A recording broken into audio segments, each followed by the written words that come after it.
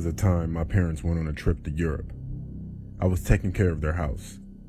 I was home for the summer from school anyway, so it was fine. I had been there for a few weeks and it was pretty quiet.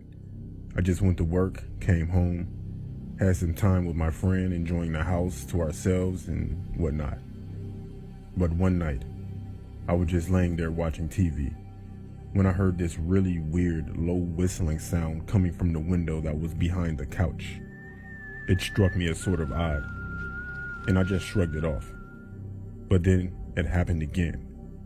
It totally sounded like it was a person standing up against the window whistling. I looked out the window and obviously there was no one there, so I figured I should go check it out. If it was something like the wind on the siding, I should probably fix it because that would get annoying.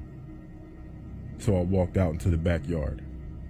The backyard in my parents' house is really pretty. It's sparse, but sort of forest that leads to a road on the other side. So I looked at the house and didn't see anything, but then I heard the sound again. It was coming from the woods in the back. I was pretty creeped out at this point, and of course I couldn't see anything in the woods, so I hurried back through the door and I locked it behind me. I never really heard that sound again for the next few days, until one night, I was asleep in my room, and I could have sworn I was awakened by the whistling sound against my second floor window. I listened hard, and it was dead silent. So I decided I should go ahead and look out the window. I did that whole thing where I crept super slowly towards it, and just sort of peeked through it. Outside my window, there was a man just standing there.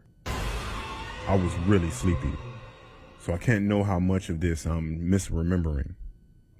But he was just sitting there staring at me. I was completely frozen, and slowly, the man pursed his lips, and I could hear that whistle again. It was crystal clear. It made me feel like crying. I tore myself away from the window and I hid under my covers. The next night, I insisted that my friend stay with me. He did, and of course, nothing happened.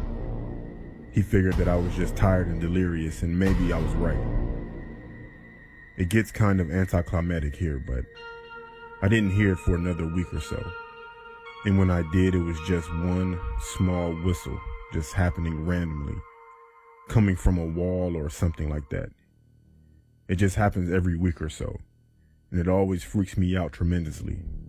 To this day, I would never stay in that house alone anymore.